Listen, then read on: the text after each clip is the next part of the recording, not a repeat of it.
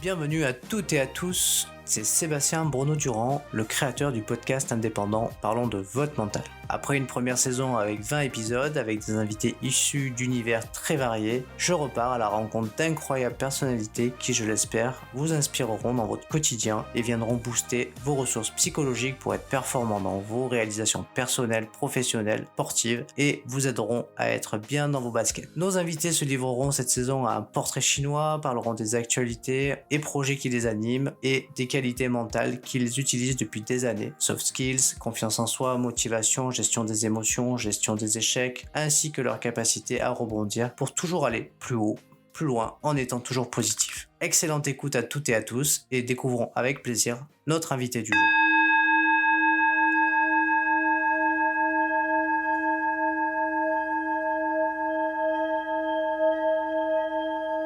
Bienvenue à toutes et à tous. Aujourd'hui, on enregistre un nouvel épisode et j'ai l'honneur de pouvoir recevoir aujourd'hui Tony Bush. Salut Tony.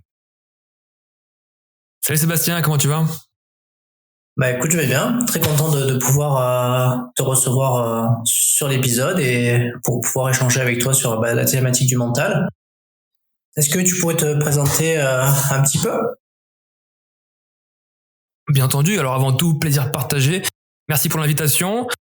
Comme tu l'as dit, moi c'est Tony Bush, j'ai 30 ans et je suis le fondateur d'une start-up que j'ai créée en 2019 qui s'adresse aux sportifs qui pratiquent des pratiques outdoor et extrêmes dans le but de leur apporter des solutions sur un besoin spécifique qui n'est pas exprimé naturellement après avoir beaucoup échangé avec eux, c'est-à-dire le secourisme. Comment pouvoir réagir dans une zone isolée si jamais il se passe quelque chose d'imprévisible. Et avant cela, j'ai un passé professionnel qui m'a mené vers ce domaine du secourisme, parce qu'aujourd'hui, pour trouver le secourisme intéressant, attractif et stylé, il faut avoir déjà un pied dedans et une fibre. J'ai passé 10 années au sein des forces spéciales, dans la marine, chez les commandos marines. Ok, donc du coup, je pense qu'il faut avoir un bon mental pour pouvoir rester aussi longtemps chez les commandos dans la marine.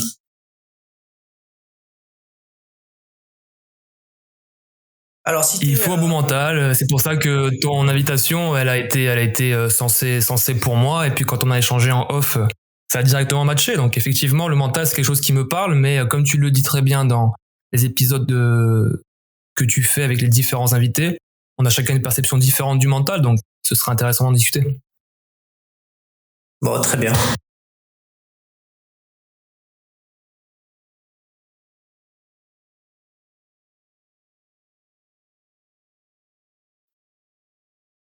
On va commencer tout simplement, comme je fais d'habitude dans cette saison 2, par un petit portrait chinois, si tu en es d'accord. Ça permettra aux auditeurs d'un peu de situer quels sont tes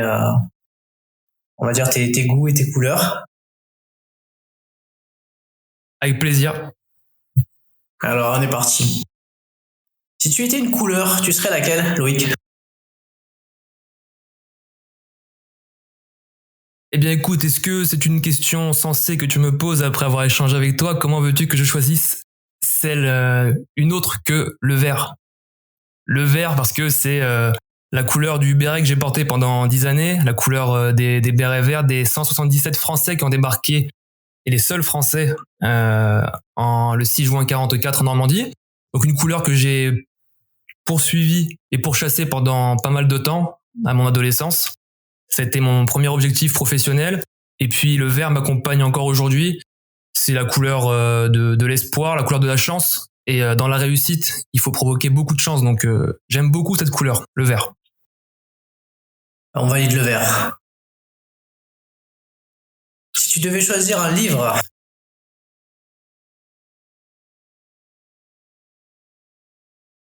Je me suis mis à lire de plus en plus après avoir quitté l'institution militaire, après avoir eu un peu plus de temps et après avoir eu besoin d'élargir et de développer mes compétences. Je choisirais le livre de Idriss Aberkane, Libérez votre cerveau, qui est un livre qui traite de la neurosagesse et de la neuroergonomie.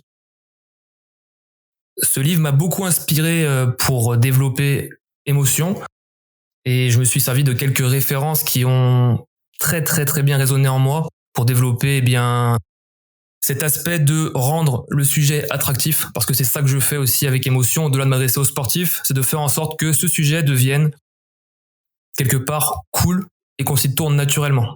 Donc sans hésiter, ce livre-là. Ok, je connaissais pas, je l'ai pas lu. On ira l'acheter et le lire. Tu devais choisir une fleur, tu choisirais laquelle pour le militaire? C'est des choses que je fais pas souvent, ça. À part pour me faire pardonner, c'est ça qu'on dit, non? Si je dois choisir une fleur, je choisirais l'iris. L'iris parce que c'est quelque chose qui me plaît beaucoup, que je trouve ça très joli. Et si je ne me trompe pas, je crois que iris, c'est un mot grec qui veut dire arc-en-ciel, en rapport avec cette fleur. Et donc, je sais que dans ma famille, il y en avait assez souvent. Et c'est pour ça que je la choisirais. Alors, un peu plus dur maintenant, si tu dois choisir un objet, lequel tu choisis et pourquoi? Je t'avoue que la question de la fleur était plus difficile pour moi. L'objet, je choisirais sans nul doute peut-être le téléphone, parce que le téléphone m'a accompagné dans mes déplacements à l'étranger, dans ma première vie professionnelle, et me permettait d'être au contact des gens que j'aime assez souvent. Donc on parle là de téléphone satellite et pas de téléphone portable, type Iridium par exemple pour ceux qui connaissent. Et puis aujourd'hui, le téléphone me permet de développer ma nouvelle activité et d'échanger avec des personnes extraordinaires, des sportifs de haut niveau, des gens qui ont été aux Jeux Olympiques derniers, une personne qui est championne du monde de parcours, championne du monde d'apnée en la personne de Johan Toureau, vice-championne du monde d'apnée, pardon. Donc oui, le téléphone aujourd'hui me sert tous les jours pour travailler. C'est vrai que cette facette de mon nouveau métier qui est d'échanger avec des sportifs de haut niveau me plaît beaucoup et c'est un petit peu, comme j'aime le dire, le moment de récréation de ma journée ou même de ma semaine. Monte un cran. Si tu dois choisir une innovation.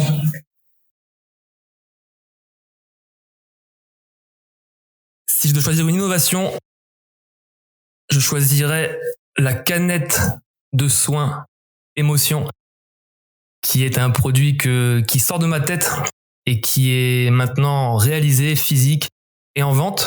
Donc, je suis très fier de ça. C'est quelque chose que j'avais à cœur de réaliser dans cette nouvelle vie, de créer des choses à partir d'un sentiment, d'un besoin qui a été établi et de mettre cette chose-là sur pied, de la sortir de ma tête et de voir qu'il y a du sens et que ça plaît à beaucoup de monde. C'est gratifiant, ça donne beaucoup de motivation, beaucoup d'espoir. Et donc j'ai bien dit canette de soins ou canette de secours, il y en a qui l'appellent différemment. C'est une canette où dedans il y a des éléments de premier secours, c'est-à-dire tous les moyens de stopper une petite blessure, de prendre en charge une petite blessure liée au sport. Et le but d'avoir rassemblé ça dans une canette qui est en plastique et imprimée en impression 3D du côté de Marseille, c'est de faire écho à Red Bull, parce qu'aujourd'hui, Red Bull donne des ailes dans les sports extrêmes et est connu comme référence avec ce slogan. Eh bien moi, j'ai l'ambition avec émotion de protéger les ailes de ces sportifs pour donner accessibilité à ce matériel, lui redonner une jeunesse, un côté innovant.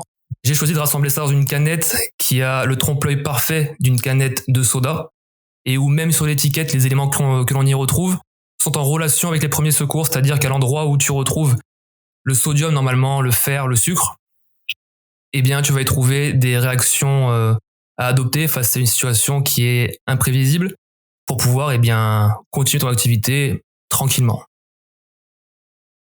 Ok, c'est vrai que je regardais tout à l'heure ta canette et c'est vrai que la première impression que j'avais, c'est que je me demandais déjà qu'est-ce qu'il y avait dedans, mais tu viens de nous le dire.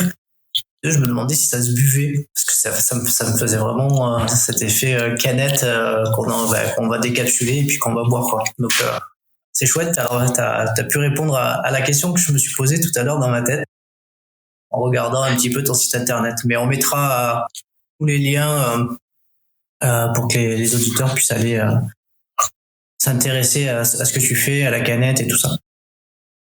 Alors, C'est gentil. Et comme tu parles d'innovation, c'est effectivement une innovation parce que c'est quelque chose qui est unique au monde. J'en suis quasiment persuadé. J'ai pas été voir au fin fond de l'Asie ou de l'Indonésie si ça existait. Mais aujourd'hui, voilà, ça permet à des personnes qui font par exemple du sport en skatepark, qui sont amenées à essayer plusieurs fois des tricks, comme ils disent, eh bien, de continuer à faire ça en sécurité. Parce qu'aujourd'hui, si tu files une trousse de secours rouge avec une croix blanche à un jeune, il y a des chances qu'il la cache bien au fond de son sac, voire qu'il ne la prenne pas, ou qu'il se fasse peut-être chambrer par ses potes. Là, aujourd'hui, sous forme de canette, c'est plus accessible et c'est plus sympa. C'est le but l'un des buts de l'émotion.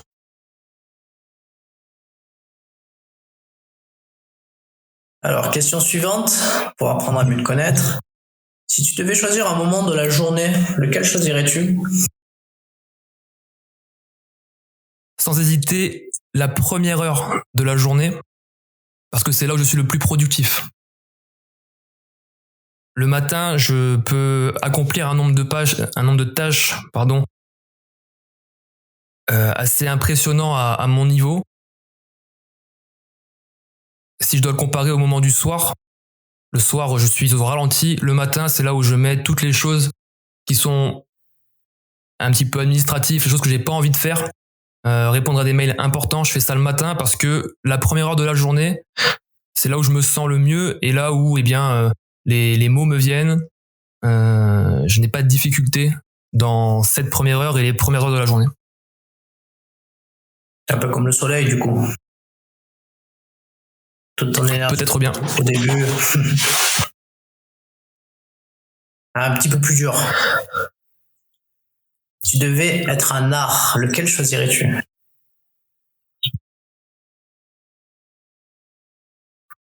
Si je devais être un art, je serais un art martial. J'ai pratiqué pas mal d'années des sports de combat quand j'étais plus jeune. Et c'est quelque chose qui m'a beaucoup servi, qui m'a canalisé, qui m'a donné confiance en moi.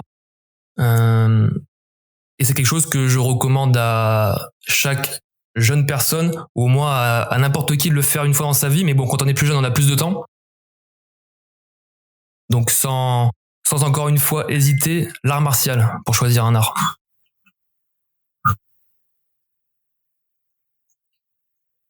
Si tu étais une qualité, quelle serais-tu? Est-ce que tu prends la confiance en soi comme une qualité? Ouais, ça peut être une qualité, d'avoir confiance en soi. Pour la confiance? Alors je serais celle-ci. Je serais celle-ci parce que j'en ai été un petit peu démuni quand j'étais plus jeune. Dans ma vie familiale, quand j'étais petit, la personne qui accompagnait la vie de ma mère s'était forcée à ne pas me donner confiance en moi.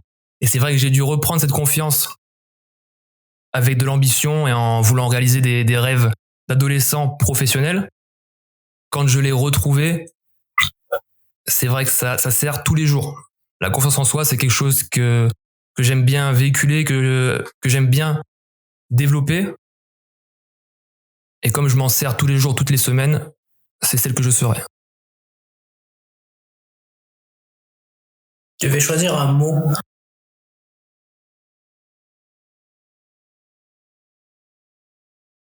Ce serait initiative. J'aime beaucoup ce mot et ce terme, initiative, parce que c'est ce qui va faire la différence entre plusieurs individus sur un même moment. C'est-à-dire analyser la situation d'une manière différente et prendre des décisions différentes. Ça m'a suivi au sein des forces spéciales et ça me suit encore aujourd'hui dans les connaissances et formations que je donne aux sportifs de haut niveau, qu'ils soient professionnels ou amateurs. Et face à une même situation, les gens ne réagissent pas de la même manière et c'est quelque chose qui me passionne. La capacité la capacité d'une personne à réagir d'une manière différente et ensuite au débriefing savoir pourquoi elle a réagi comme ça, parce qu'elle a perçu des choses que on ne perçoit pas tous de la même manière. Donc initiative. Initiative, ouais. C'est clair, c'est un mot intéressant. Tu es le premier invité qui le sort spontanément, celui-là. Initiative. Une première. Une petite dernière. Donc, si tu devais choisir une saison de l'année, laquelle tu choisis et pourquoi?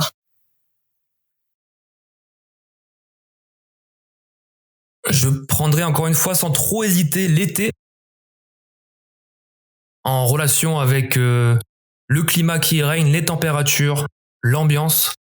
Je suis originaire du sud de la France, du côté de Montpellier. Pour des besoins professionnels, j'ai passé 6 ans en Bretagne.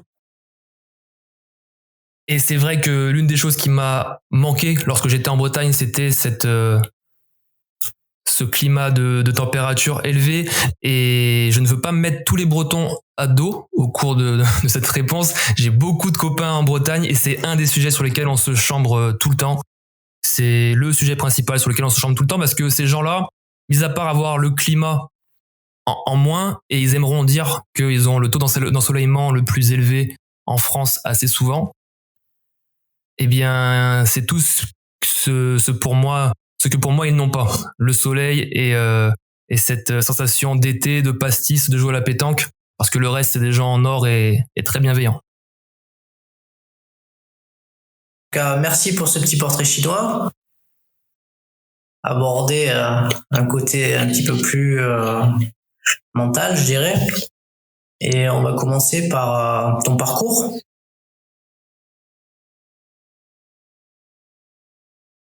Quoi tu es le plus satisfait à ce jour dans ton parcours professionnel? Aujourd'hui, ce dont je suis le plus satisfait, c'est d'avoir réalisé ce que j'avais envie de faire quand j'étais plus jeune, d'avoir réalisé des rêves d'adolescent où moi je me nourrissais de reportages en lien avec l'institution militaire et plus précisément ces hommes des forces spéciales, des hommes que j'idolâtrais en étant plus jeune, quelque chose que je pensais être comme inaccessible. Et à force de volonté, d'acharnement, de préparation, j'ai réussi à concrétiser ces rêves. Et aujourd'hui, je fais encore et j'essaye de faire ce qui me plaît. Et c'est quelque chose dont je suis assez fier. C'est-à-dire que j'aurais pu utiliser mon passé professionnel pour trouver un travail assez facilement, mais non, j'ai choisi de créer quelque chose qui n'existe pas et où on ne m'attend pas. Donc c'est une des choses dans lesquelles je suis fier.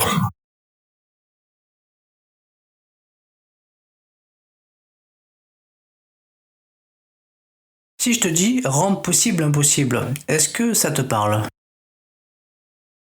Ouais, c'est une phrase qui me fait réagir, bien entendu. Rendre possible l'impossible, c'est quelque chose qui, je pense, nous touche tous. Et moi, particulièrement, c'est, comme je te disais, j'idolâtrais cette partie, ce métier d'homme et de membre des unités spéciales. C'est des choses que je voyais à la télé, des gens qui font du parachutisme, qui font de l'hélicoptère, qui partent à petits groupes à l'étranger, au plus près du danger. C'est des choses que je voulais faire, mais que j'avais identifiées comme étant impossibles.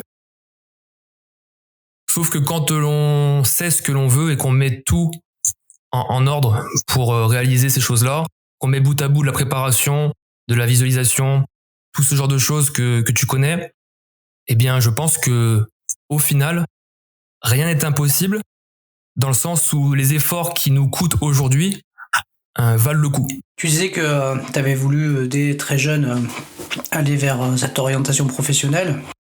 Et je me demandais comment tu t'étais préparé, surtout qu'en plus, comme tu nous l'as dit, tu as échoué une première fois et puis tu y es retourné une deuxième fois pour réussir. C'est exact, ça a été pas jeune, comme tu l'as dit, c'est-à-dire que moi je suis passé 2 fois par le filtre pour rentrer dans cette unité-là. Une première fois où j'ai été dépassé par les événements, où j'espérais réussir. Au final, ça a engendré une blessure physique où je n'ai pas pu passer au-delà parce que j'étais fragile, du moins plus fragile qu'aujourd'hui mentalement. Et j'y suis retourné 6 mois après à ces sélections physiques. Et là, j'y suis allé avec un mental différent, une mentalité différente, un état d'esprit différent, parce qu'il n'était plus question de pouvoir réussir, espérer réussir, mais y aller pour réussir quoi qu'il puisse en coûter. Donc ça m'a servi dans la préparation et sur place pendant les épreuves et les tests psychologiques d'endurance et tout ce que l'on peut voir sur les différents reportages. Est-ce que selon toi, il faut se donner le droit à l'échec, le droit à l'erreur? Eh bien, il y a une phrase qui est dite dans plusieurs domaines qui est il faut échouer pour réussir. C'est quelque chose qui est vrai. Et moi, je suis plutôt partisan du fait de ne pas s'autoriser l'échec sous prétexte que ça fait grandir. C'est-à-dire que l'on y va, on va faire quelque chose. En particulier, là, c'était des sélections pour les forces spéciales, avec l'impossibilité d'échouer.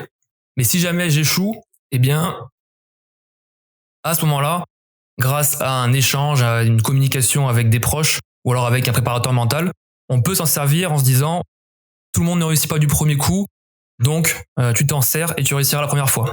Et par contre, je suis partisan du fait de se dire l'échec, il n'est pas envisageable parce que dans les moments très difficiles, on pourrait s'accrocher à ça et se dire bah c'est pas grave, si j'échoue maintenant, ça me servira par la suite. Je suis pas d'accord avec ça parce que moi j'ai voulu abandonner plusieurs fois lors du stage que j'ai réussi et tous les gens qui passent par ces filtres veulent abandonner au moins une fois, deux fois, trois fois dans le mois de sélection. Tout le monde se demande au moins une fois par semaine qu'est-ce qu'il fout là parce que c'est pas des choses auxquelles on est préparé. Et au final de savoir verrouiller son mental permet d'aller au-delà et donc de ne pas, quand je dis verrouiller, c'est ne pas envisager l'échec. Quoi elle consiste, votre préparation mentale?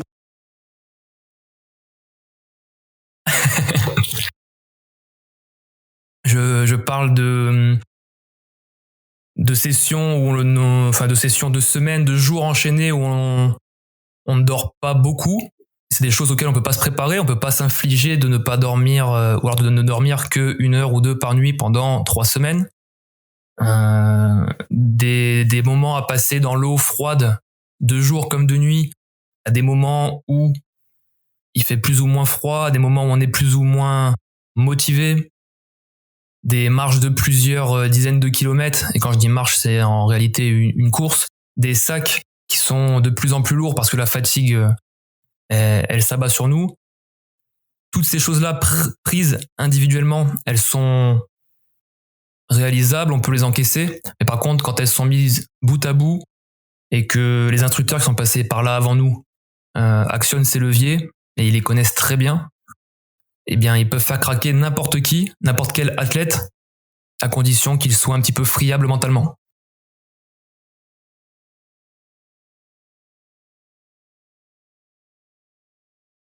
Est-ce qu'il faut se donner le droit à l'échec selon toi?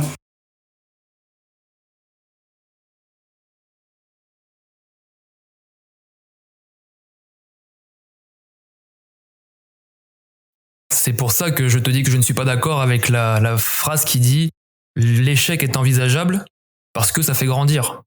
Non, de base, il n'est pas envisageable. Et si jamais il y a un échec, parce qu'il en arrive tout le temps, grâce à une communication et à des échanges, on peut le relativiser et s'en servir pour devenir plus fort. Mais à la base, il n'est pas envisageable et c'est pour ça que ces unités spéciales sont si spéciales. C'est parce que tout est anticipé, tout est pensé au préalable. Et aujourd'hui, moi, je m'en sers typiquement dans ma nouvelle vie d'entrepreneur et de fondateur de Émotion, parce que tout ce que j'ai appris pendant ces 10 années au sein de l'institution militaire, ça me sert aujourd'hui dans la préparation de réunions, dans la préparation des semaines de travail que je fais avec ma petite équipe. C'est des choses où je ne laisse pas l'échec ou alors une notion d'échec intervenir. C'est-à-dire que pour moi, un échec, ce serait rendre un document 2 heures après l'heure donnée. Pour moi, c'est un échec d'une petite mission, d'une petite tâche réalisée par un de mes collaborateurs.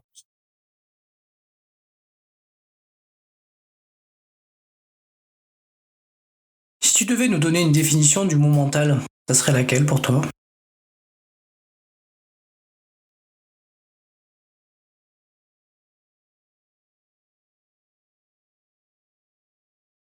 Je dirais que c'est un outil, un très bel outil, que l'on a tous la chance d'avoir, parce que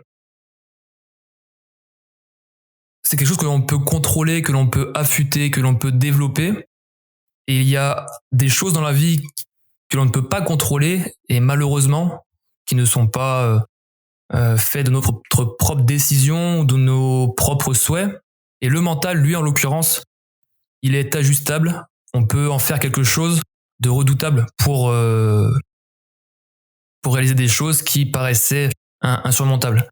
Donc ouais, le mental, c'est un super outil. En plus, il existe plein de façons de le développer, comme par exemple grâce à ton métier, à toi, à des gens qui pratiquent la PNL aussi, des gens qui font du top, des techniques d'optimisation du potentiel.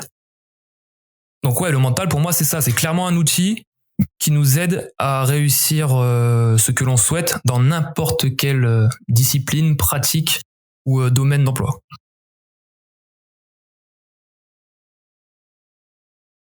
Tu nous parles des tops. C'est une méthode, donc la technique d'optimisation du potentiel. Vous y êtes formé dans l'armée? Oui, les forces spéciales commencent à se former depuis quelques années. Ça arrive. On est aussi formé donc pour mentalement, on est formé pour comment est-ce que l'on dit? Je connais pas le terme, mais si je te le décris, tu vas sûrement me le donner. C'est-à-dire que on peut passer à un moment de rigolade, à un moment d'extrême concentration dans la seconde, parce que la situation le demande, et c'est quelque chose que l'on travaille régulièrement, de pouvoir focaliser toutes ses compétences, son attention et ses capacités sur un moment T, alors que 2 minutes avant, on était en train de rigoler ou de plaisanter.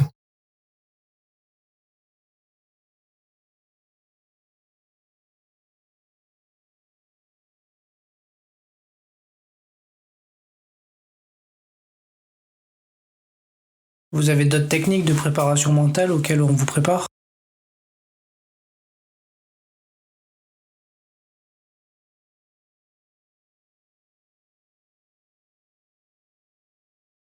Oui, c'est vrai, les techniques de respiration, les techniques de visualisation sur lesquelles on est formé. Il y a aussi des techniques et des entretiens que l'on passe avec des préparateurs mentaux ou psychologues au retour de mission qui ont été un peu compliqués. Donc cette dominante de la préparation mentale, elle préoccupe l'armée et on a des outils à notre disposition.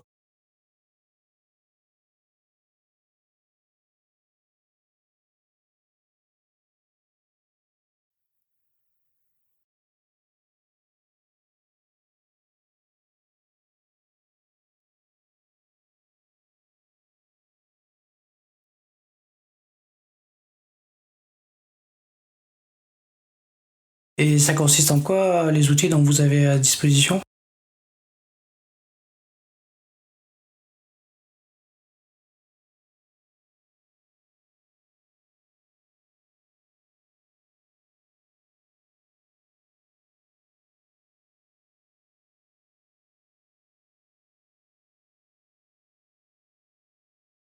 Eh bien, elle consistait déjà par la répétition, beaucoup de répétitions de mouvements, parce que de mouvements, de techniques, de compétences, parce qu'il faut être assez assez mobile, je dirais, dans ce domaine-là, dans le sens où toutes les situations sont différentes et donc il faut pouvoir mettre à disposition nos compétences matérielles et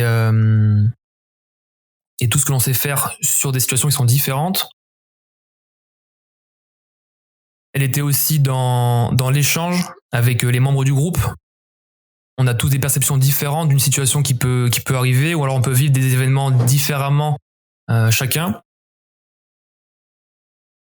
Donc c'était beaucoup de préparation mentale au sein du groupe, comme une matière qui était mise à disposition donc de l'équipe par cohésion.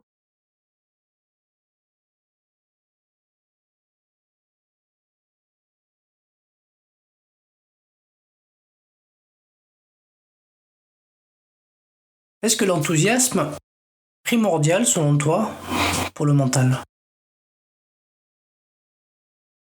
Oui, clairement. Enthousiaste, positif, tous ces mots, pour moi, ils sont primordiaux. On doit être enthousiaste. C'est ce qui va faire avancer. J'ai lu quelque chose il y a pas longtemps qui est ne prends pas des décisions avec tes émotions, mais avec ton mental quelque part. C'est-à-dire que demain il y a un deal qui se fait pas, un gros deal qui se fait pas pour émotion. Eh bien, si je réagis avec mes émotions, je vais être abattu la journée, je vais peut-être ne pas avoir envie de travailler, alors que si je m'inscris dans une mentalité de positivisme, d'enthousiasme, eh bien, je vais pouvoir plus facilement passer cette déception et aller continuer de faire ce que je fais le mieux, c'est-à-dire aller au contact de ces sportifs, continuer à les former, créer d'autres contacts, accéder à d'autres réseaux et plus tard peut-être avoir une entente encore plus grande avec un magasin revendeur, avec une équipe de sportifs professionnels, avec une fédération. Donc pour moi, oui, si je le contextualise directement à mon métier, c'est primordial d'être enthousiaste.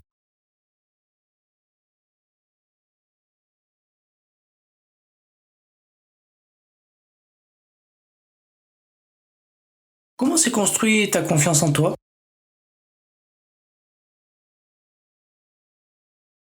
Eh bien, elle s'est construite grâce à la réalisation de choses que je pensais, comme je te l'ai dit précédemment, pas possibles ou peu envisageables. Et le fait de réussir quelque chose donne confiance en soi, que ce soit réussir un examen au niveau scolaire, que ce soit gagner une compétition dans le sport, que ce soit réussir des sélections drastiques dans l'armée. Voir en fait toutes ces choses-là se réaliser, eh bien, donne un bol de confiance inimaginable. Et moi, cette confiance en moi, elle a été révélée à la fin de ces sélections et de ce stage commando marine lorsque j'avais 20 ans. Alors du coup, j'ai une question qui me vient. C'est tout à l'heure, tu as dit que à ton premier essai, tu t'avais échoué et que du coup, tu t'étais représenté 6 mois après. Comment tu as fait pour garder confiance malgré ne pas avoir réussi cette première fois?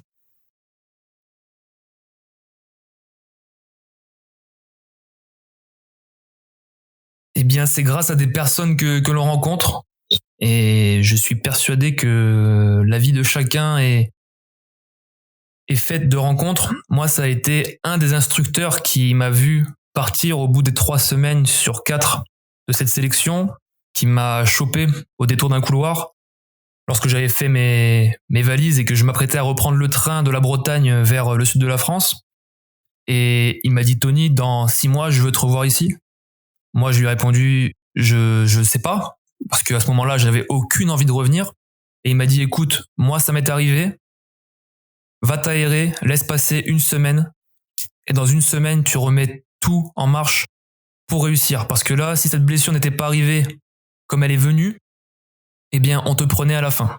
Que ce soit vrai ou que ce ne soit pas vrai, ça met un petit coup de pied aux fesses. Et moi, ça m'a fait réaliser que en fait, je n'étais pas si loin que ça de réaliser mon rêve. Et c'est ce qui m'a permis de repasser ces sélections, de me repréparer et d'y retourner assez vite. Tu as su rebondir, on va dire ça, sur cet échec-là parce que voilà, quelqu'un est venu te booster, quoi.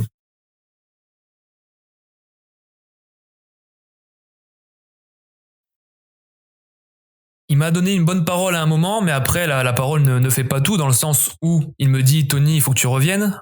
Mais ça veut dire revenir, ça veut dire soigner correctement cette blessure, ça veut dire se repréparer, refaire les démarches auprès de l'unité où je me trouvais pour aller à ces sélections de forces spéciales, sachant que quand tu loupes, eh bien, comme dans beaucoup de milieux, c'est mal vu de louper. C'est-à-dire que tu loupes, mais quand tu reviens, eh ben, tu es vu comme le mec qui a loupé. Donc ça veut dire se remettre en danger en demandant une nouvelle fois à repartir faire ces sélections. Donc effectivement, cette phrase, elle a fait tilt dans ma tête. Elle m'a donné un tout petit peu d'élan, mais la machine qui s'est mise en marche par la suite, qui était de la préparation physique, mentale, alimentaire, et tout ce que peut contenir une préparation de sportif de haut niveau, même si on n'est pas qualifié comme tel, elle s'assimile à ça. elle a été possible parce que ce mec-là a coché cette case dans mon mental et l'a déclenché. Et du coup, j'ai pu mettre à profit une nouvelle fois cette motivation que j'avais en moi grâce aux paroles de ce mec. Mais c'est pas lui qui fait que je réussis, parce que entre le moment où il me dit reviens et le moment où je réussis, il se passe quasiment 1 an. Alors du coup, ce qui m'interroge, c'est que du coup, l'échec est en tout cas pas très toléré dans le regard des autres. Tu reviens, et est-ce que tu as dû t'affranchir du coup de ce regard des autres qui finalement peuvent te voir comme celui qui a pas réussi la première fois?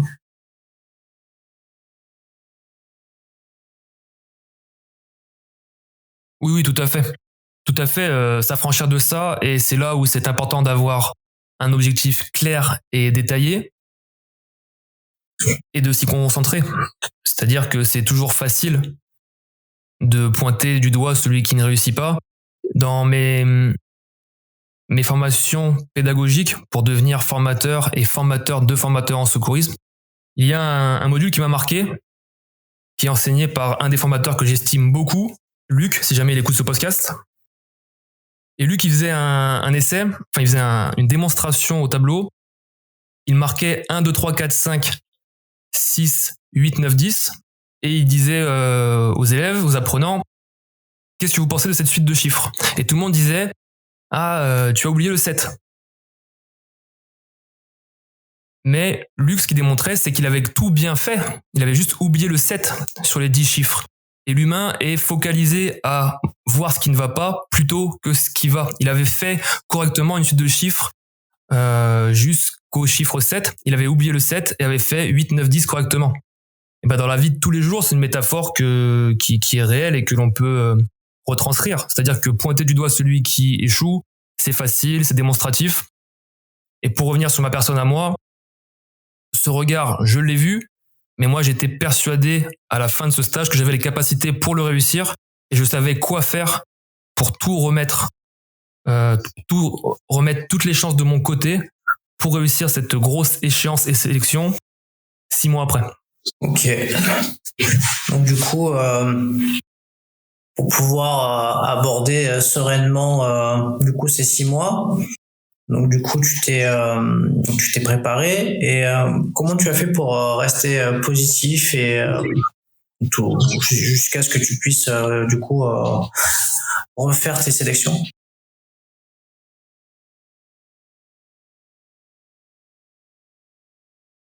Eh bien, j'ai changé mon état d'esprit par rapport à cette épreuve et cette grosse difficulté qui m'attendait de nouveau.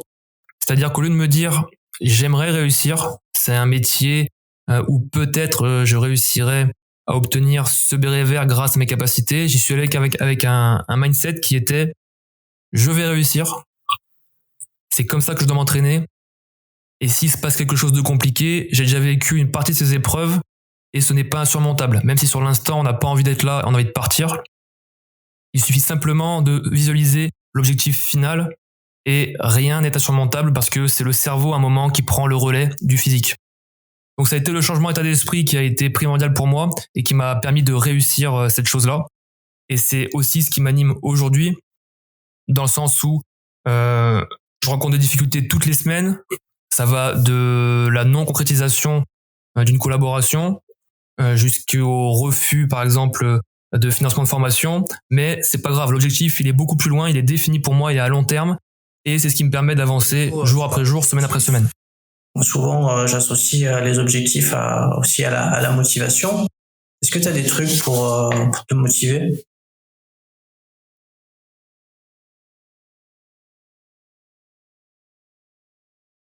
Des trucs pour me motiver? Eh bien écoute, non, pas tellement, pas tellement. C'est établi dans ma tête, je sais où je vais, c'est des objectifs que je me suis fixés à moi-même. Je les visualise très bien, comme j'avais visualisé cette réussite pour entrer dans les forces spéciales. Et non, je n'ai pas de motivation particulière, pas besoin de regarder par exemple des vidéos de motivation ou autre. C'est quelque chose qui est ancré, qui est dans mon ventre. Et c'est ce qui me fait bouillonner et ce qui me permet de rien lâcher n'importe quand, que ce soit sur un simple coup de téléphone ou à la rencontre de n'importe qui. Parce que j'ai les dents longues et je sais que personne ne travaille autant que moi. Donc ça me laisse serein dans la réalisation des objectifs. Tu te fixes un objectif final à atteindre et finalement c'est ton plan, quoi. T'as ton plan pour réussir, quoi.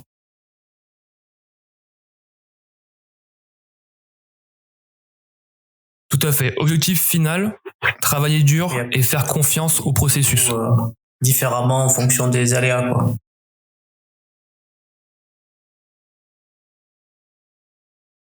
Exactement, il n'y a plus que le temps qu'il faut différemment. C'est ce que je dis à la personne qui travaille avec moi à plein temps, qui s'appelle Brendan, qui m'a rejoint assez rapidement sur le projet au bout d'1 an et qui maintenant travaille à plein temps et que j'ai au téléphone tous les jours.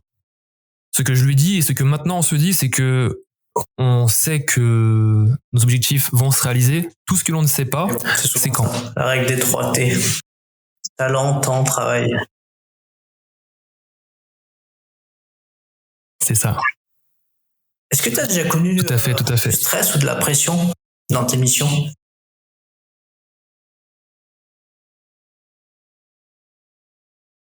Oui, beaucoup, et c'est nécessaire pour savoir comment le dompter et comment vivre avec, parce que le stress, c'est quelque chose de très utile, c'est quelque chose qui nous permet d'être en alerte et de mettre à profit toutes nos capacités sur un instant défini.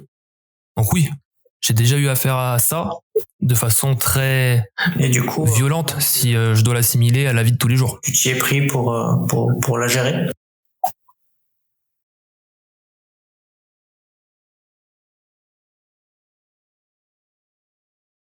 Eh bien, écoute, encore une fois, on va tourner sur cet aspect de la confiance. Je dirais pas la confiance en moi proprement, mais la confiance en l'équipe qui m'entourait, la confiance en le travail que l'on avait fait et accumulé pendant les mois qui précèdent un départ, la confiance en le matériel, en mes capacités. Et tout ça réuni te fait dire que, eh bien, tu es prêt. Peu importe ce qui arrive, tu es prêt. Comme un sportif de haut niveau partirait à un championnat du monde ou alors aux Jeux Olympiques, il va avoir cette notion de stress, mais il est prêt. Il a été sélectionné, il s'est préparé. Donc, quelque part, se reposer sur ces atouts-là qui sont j'ai bossé, le stress est quelque chose de normal, donc je l'accepte, je l'emmagasine et ensuite, eh bien, avec des notions de respiration, de toutes ces choses-là que tu connais et qui sont véhiculées en technique d'optimisation du potentiel, on peut les diminuer. Par exemple, je fais le transfert sur les sports de combat. J'ai eu la chance de monter sur un ring pour de vrai, c'est-à-dire faire des combats en amateur. Et la pression que l'on ressent dans le couloir sorti des vestiaires jusqu'au ring, elle est indescriptible. Et la plupart des personnes, et moi le premier sur le premier combat, quand tu montes sur le ring, tu perds 20 à 25% de tes capacités parce que bah là, ça y est, c'est pour de vrai. Et donc la répétition de cet effort, je dirais, lié au stress, te fait deviner et anticiper ce qui va arriver, et tu peux travailler dessus parce que bah voilà, à la salle de sport, à la salle de boxe, je m'étais entraîné comme un dur, comme un dératé sur les exercices de cardio, de frappe, j'étais au niveau de ce qui se faisait de bien dans ma catégorie. Donc pourquoi stresser plus que ça? C'est l'événement. Donc pour répondre plus rapidement et précisément à ta question, c'est la notion de confiance dans tous les éléments qui t'ont mené jusque-là. Bah, tu t'es beaucoup servi des tops au final.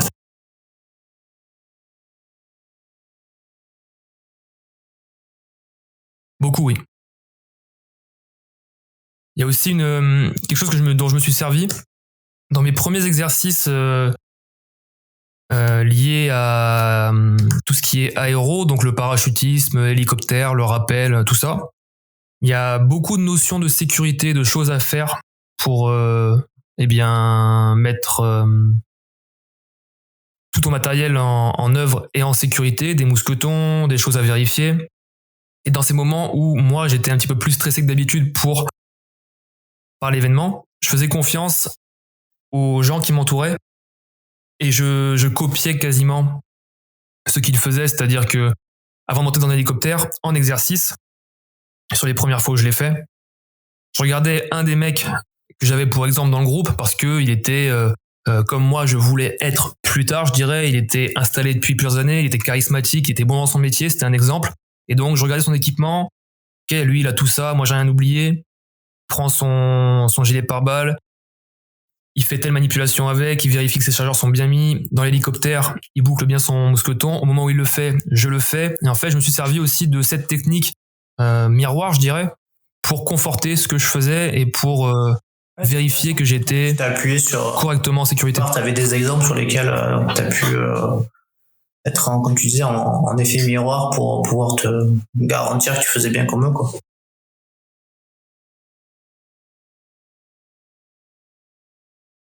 C'est ça, parce que voilà, on a tous une expérience différente dans ces groupes-là. Et donc le dernier arrivé, forcément, doit emmagasiner l'expérience très rapidement parce que tu n'as que 1 an de formation derrière toi, alors que eux ont déjà fait ces choses-là en mission et c'est devenu quelque chose qu'ils font quasiment par réflexe en faisant d'autres choses à côté. Donc au début, quand tu arrives, c'est comme ça que moi j'ai appréhendé cette notion de stress lié aux activités d'entraînement. Et par la suite, effectivement, moi je suis devenu plus à l'aise avec ça et j'étais plus à l'écoute des jeunes qui arrivaient en leur disant c'est pas grave si tu ne sais pas. Par contre, t'as pas le droit de faire d'erreur, donc sois minutieux dans ce que tu fais. Et si tu as un besoin, viens vers moi et on échange là-dessus. Le grand frère, presque.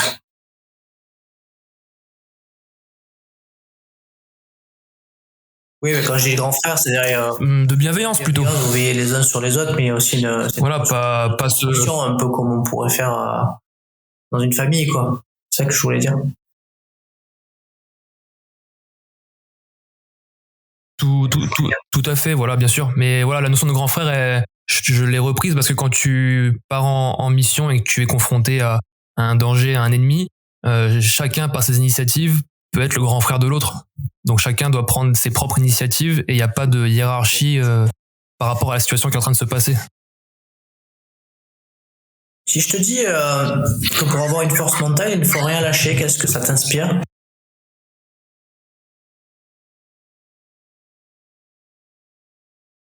Je dirais que tu as raison, Sébastien. La force mentale, elle s'acquiert en ne lâchant rien, évidemment. Et c'est vrai qu'en ne lâchant rien, par exemple, je vais faire la relation directement avec le sport de combat et sport qui est maintenant populaire, le CrossFit. C'est des notions de dépassement, un effort lié au dépassement. Et quand tu ne lâches rien et que tu es encouragé ou alors que tu réalises ces choses-là par toi-même, tu te rends compte qu'en fait, c'était pas si difficile que ça, que 3 ou 4 minutes après, tu peux en rigoler parce que c'est fini. Et de te mettre dans l'inconfort comme ça, te permet de forger ce mental qui, comme tu le dis, ne rien lâcher, permet d'avoir un mental qui se développe. Tu es blessé, donc tu as certainement dû faire face à la douleur ou à certaines douleurs dans des missions. Je ne sais pas si tu as déjà été blessé. Est-ce que tu penses qu'il faut apprendre à supporter cette douleur pour aussi progresser ?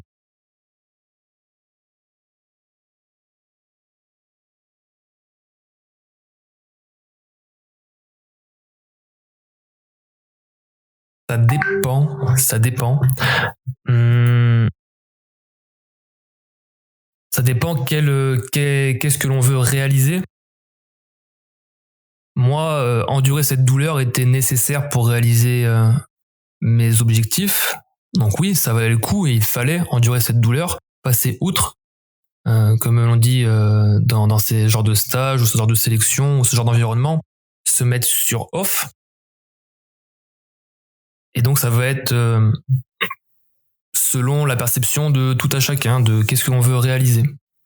Une personne qui a pour objectif de grandir au sein de son entreprise et de devenir quelqu'un d'important, la notion de douleur, peut-être que du moins douleur physique, elle va pas la rencontrer. sports de combat ou dans des métiers un peu extrêmes, on peut être confronté à la douleur, quoi. La douleur dans certaines choses. Oui, et c'est super de passer outre cette douleur parce que, encore une fois, ça fait grandir et ça développe le mental et ça nous prouve à nous-mêmes que c'était possible et j'ai pu passer outre cette douleur pour faire quelque chose. Je pense par exemple aux pompiers. Si un pompier doit aller chercher un de ses collègues qui est coincé, eh bien peut-être que il va aller au devant de blessures et de douleurs, mais il ira parce que ça nécessite à ce moment-là. Effectivement, ça c'est faut y aller, quoi. S'il doit aller chercher son collègue coincé, c'est sûr qu'en plus il y a le feu ou autre chose. C'est sûr qu'il faut être efficace là. Faut pas penser à la douleur ou à autre chose, quoi. Il faut foncer Tout à fait. en étant focus sur les tâches qu'on a à faire et sans être parasité par les événements extérieurs.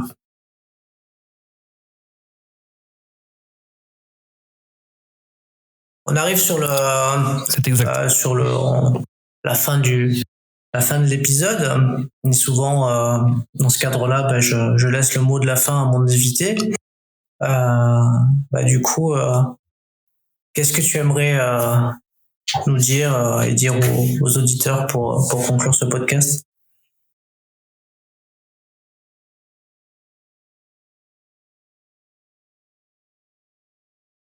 Eh bien, j'aimerais leur dire de ne rien se refuser et j'aimerais avoir l'opportunité aussi, comme tu me le donnes, de féliciter mon petit frère qui lui a réussi quelque chose d'impossible aussi à la base très récemment. Je peux pas en dire plus, mais s'il écoute, il se reconnaîtra.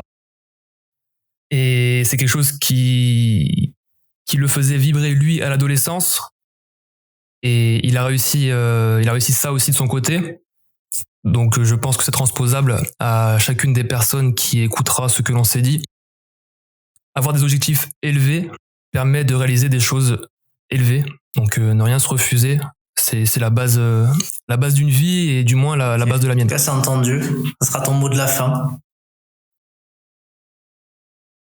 Je te remercie en tout cas, Tony, pour le temps que tu nous as accordé. Et du coup, si tu veux nous dire où c'est qu'on peut aller oralement retrouver ta canette de secouriste, si tu veux redonner quelques liens, vas-y, fais-le, c'est le moment.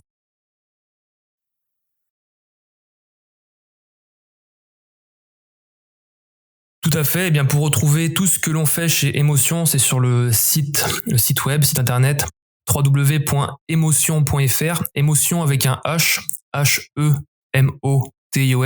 Les puristes auront la référence, c'est bien référence à l'hémorragie. On tient à jour également nos comptes et nos plateformes réseaux sociaux le plus possible pour communiquer. Donc sur Instagram, Emotion encore une fois avec un H.France. Et YouTube, on a une chaîne Emotion simplement. Grâce à ces liens, vous pourrez rentrer dans l'univers Emotion, c'est-à-dire voir le secourisme différemment, pouvoir vous doter de solutions que vous n'avez pas jusqu'à présent pour réagir à une chose imprévisible dans une zone parfois isolée et pouvoir ne pas être impuissant si jamais un membre de votre groupe, de vos partenaires d'entraînement ou de votre famille se blesse lors de cette sortie.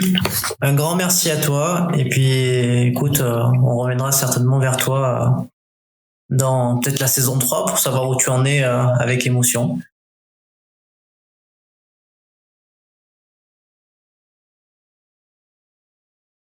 C'est gentil Sébastien, ce sera un grand plaisir, n'hésite. C'était Tony Bush, notre invité pour cet épisode de Parlons de votre mental. J'espère que cet épisode vous aura plu, qu'il vous aura inspiré. Si c'est le cas, n'hésitez pas à nous laisser un petit commentaire, un petit avis sur les plateformes de diffusion telles que Apple Podcast ou Spotify et Kno-Minute, nos plateformes préférentielles. Je vous remercie pour votre soutien, pour votre écoute et je vous donne rendez-vous pour un prochain épisode lundi prochain.